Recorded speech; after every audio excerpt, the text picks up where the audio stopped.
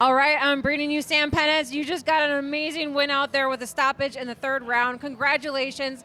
I mean, we're ready to have you back here, and that was awesome performance. How do you feel about that right now? I feel good. I should You're have. amped. I should have and could have got it sooner, but dude was tough and he stayed moving. He made it hard for me to hunt for the finish. I need to commit a little bit more. He threatened that guillotine in the first, and I think my coach was telling me like, "Hey, you're respecting it too much." So a little bit mental, but I got the finish and I'm happy.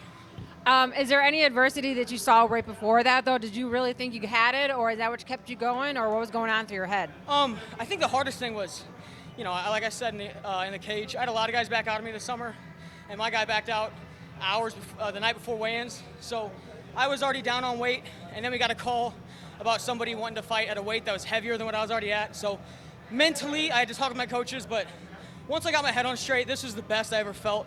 Going into a fight, warming up, being in the back and all that. I knew the dude was experienced. Yeah, he does have a significant amount more than you do, but And he's been fighting for a long time. So that was my big thing is I was like, I know he's gonna know all his stuff. There's not gonna be an easy hole to get past, but I knew that.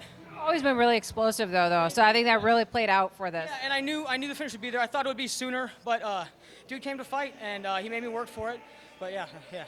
I mean, it's great to go the distance. I actually think it's very beneficial to go the distance, so you have the cardio aspect and the experience of it. But to have that stoppage right before is awesome. Did you, let's say, I mean, are you happy with your performance? Did you find any holes, or you feel pretty good, solid about this, and you're ready? I think it goes with confidence and commitment, and I think that comes with being more comfortable. My last 4 fights in a row now, I've been more comfortable going in. And it's just something I've always had an issue with since I was a little kid. And I think the third round stoppage is significant for me because it's always been a first round stoppage or decision.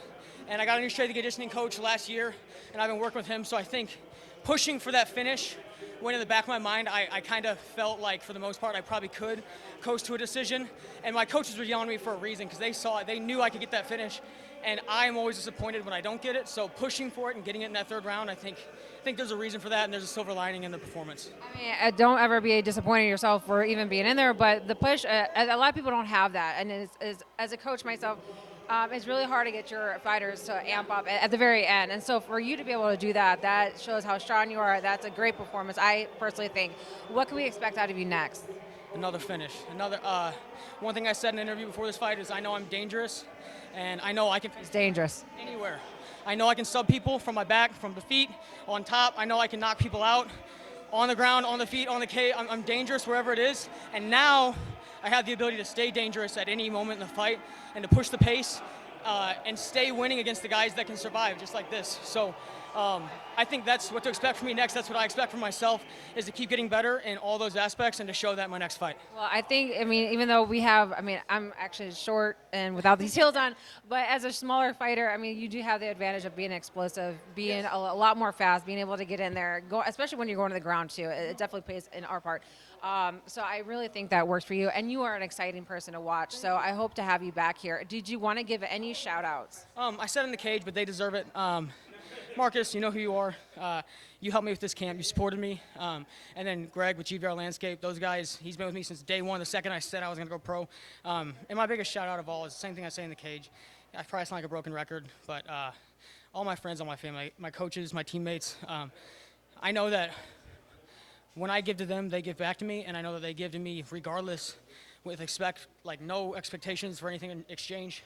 My coaches put in all their time, their effort, their love for me this camp, and I'm just happy I could pay it back at least in a performance, and I'm excited to continue to give them my time and to keep growing and getting better with them. I think that's awesome, and there's a lot of sacrifice going on behind the scenes here, so that's awesome for you and for everyone that's putting into this. So congratulations. I look forward to having you back here. I appreciate it. Thank you so much.